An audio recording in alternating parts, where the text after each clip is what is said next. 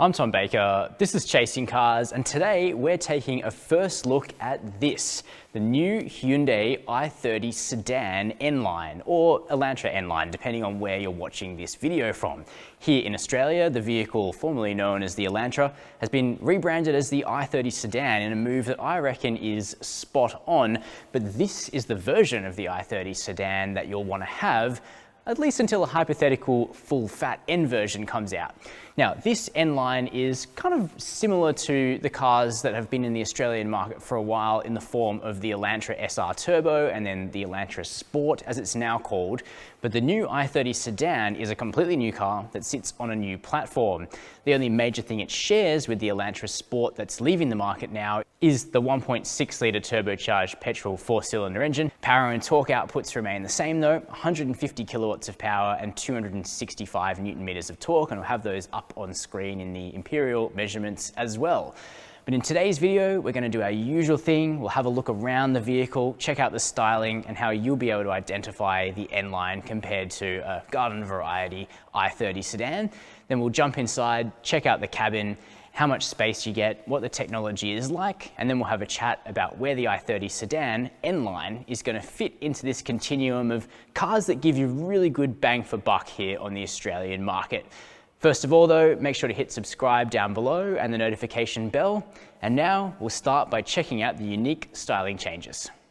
If you are a subscriber, you're probably wondering what I'm doing hiding out in a car park with this new i30 Sedan N-Line. Well, that's because due to the pandemic situation, we're not at the global reveal of the car, but thankfully Hyundai Australia had this one stashed away for you and me to take a look at right now, nice and early on. And we're going to start by doing that by chatting about the unique styling cues here and the ways you'll be able to tell an i30 Sedan N-Line apart on the road, because there's quite a few of them. The look is transformed compared to the regular version, which you and I took a detailed look at quite recently, and you can click the link up in the top right to go and look at the more luxury focused trim of the i30 Sedan. This one's the sporty version. You can immediately tell because all of these triangular details here on the front grille have been blacked out. There's a gloss black kit essentially around the car, including here at the front, which I think looks pretty mean, but we still have a prominent silver N-Line badge here in the grille, sitting just underneath these really aggressive new LED headlights. Now, if you think that this is kind of familiar, like you've maybe seen this car before, well, that's because Hyundai made a huge hire in bringing on board Luc Donckerwolke, their new Executive Vice President of Design, who's basically overseeing the design of the new range of Hyundai cars. Where was he previously? Lamborghini. I'm not saying this is a Lamborghini i30, but some of the shapes are certainly familiar to my mind. Moving our way around the side of the car, we have significantly larger wheels than the standard car. We've got 18-inch unique alloys for the N-Line. They kind of have a bit of a faux center cap, locking center cap kind of design to them. I think they look pretty cool. It certainly has a stance that is worthy of kind of like an entry-level performance car in this space, which is what the i30 Sedan N-Line is. Here around the back of the i30 Sedan N-Line is one of this vehicle's most aggressive angles, in my opinion. Hyundai aren't shying away. Their cars have an increasingly kind of, not out there, but distinctive design, and you're not going to miss or mistake the i30 Sedan on the road for another vehicle, and personally I think that is a benefit. Now, this vehicle's wearing white paint. The black accents are a really clear contrast, so I think it's going to be a popular combination. We have this lip spoiler here on the boot deck, very angular in itself. So we have a black diffuser, twin outlet exhausts, same as before for this 1.6 litre engine, so that's pretty cool. Now you'll notice the lighting back here is really dramatic. Triangular in shape, we have this full length rear LED. Kind of reminds you of the 1980s heck blender style of reflector, but now it actually lights up, so I think that's cool, a bit of a throwback. Now this vehicle, it's a bit of a late stage prototype, so no i30 badge on the back. That will almost certainly be added to the vehicle later on though, and potentially an N-Line badge as well around here, not too sure, but I actually like the D-badge look. I reckon it looks pretty clean. So all in all, the design is aggressive, assertive. I think it looks good, but that's subjective, so you can let me know down below in the comments box. Next up, we'll jump inside and check out the cabin of the i30 Sedan N-Line. Inside the i30 Sedan N-Line is where this car takes a big step up over the outgoing Elantra Sport. Hyundai have clearly put a lot more money and time into thinking about how this car should really be inside from a driver's perspective, and the look is completely separate to the vehicle that will shortly depart the Australian market. This one's much more technology forward, more driver centric. I mean, you can't get much more driver centric than chucking in a big grab handle right here between the two front seats, and I think it's pretty sporty and pretty cool. I'm not sure how the front passenger will feel about it. Now, this particular vehicle is probably what we would think of now as the entry-level spec to the turbocharged i30 sedan. There will likely be a higher spec version with leather seats, but this one actually has really supportive, high bolstered cloth seats. They're still electrically adjustable though. Not sure if that will be the final spec, but I hope it is because I actually really like it. We have dual screens up here in front of us, so that's, you know, quite European in nature. This one's a touchscreen. It runs Hyundai's new software, nice and easy to use, which is cool. And in late breaking news, the i30 N-Line sedan's CarPlay connection is actually going to be wireless, which is great. The one in front of you is basically your digital gauges, looks really crisp, high resolution, and the look of the gauges actually changes depending on what drive mode you're in, and you change the drive mode via a button up here next to that screen.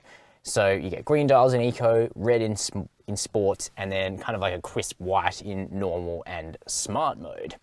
We've got an N-specific gear shifter down here that's leather steering wheel that's N-specific as well, with quite tall paddles on the back of it. That could be another influence coming across from the designer from storied Italian supercar brands just there. And there's also an N theme throughout the cabin with red stitching up here on the dashboard and also down on these seats, plus mood lighting that also changes with the drive mode. So these cars are really starting to feel quite complete now. In fact, so complete that the media system, which is hooked up to Bose speakers, can let you recreate the sounds of things that we enjoyed before a global pandemic happened to us, including a snowy village, a warm fireplace, and a lively forest. An odd feature, I think we would say, to say the least, but if you're feeling like an atmospheric cabin, the i30 Sedan N-Line will be able to provide. What we can say for sure though, is it's definitely more upmarket in here than before. Now, we'll check out the space in the back. Here in the back is where you're going to really reap the benefits of the i30 sedan's long wheelbase. Technically, it's a small car, but there's nothing small about it in terms of the dimensions inside. This is a really solid choice if you do need to carry adults or taller teenagers in the back frequently. You don't have to go to an SUV. A vehicle like this is going to be pretty flexible. You can see that for me, I'm 6 foot tall. Headroom is plentiful. This car doesn't have the panoramic sunroof, but even that wouldn't eat into it all that much. Legroom is massive behind my own driving position. Tow room's fine. You'll easily get two adults back here, a third in a pinch, even though this spot in the center is a bit of a perch. The outboard seats are actually styled with the same sporty kind of pattern as the front seats with the honeycomb, so that looks pretty cool. And the outboard passengers also share a flip down armrest, and in a good sight, there is air vents back here in the second row as well, always good in a hot country like Australia. The only thing is, this vehicle isn't quite the finished product. Some of the materials won't be the same on the production car, and so I'm hoping things like these hard plastic doors, especially up front, do change, but we'll have to wait until we review a production version on the road to find out. Speaking of driving the i30 Sedan N-Line or Elantra N-Line, we'll do that soon, but what I can share for now is the revised exhaust note, which is now much meatier. Let's have a listen.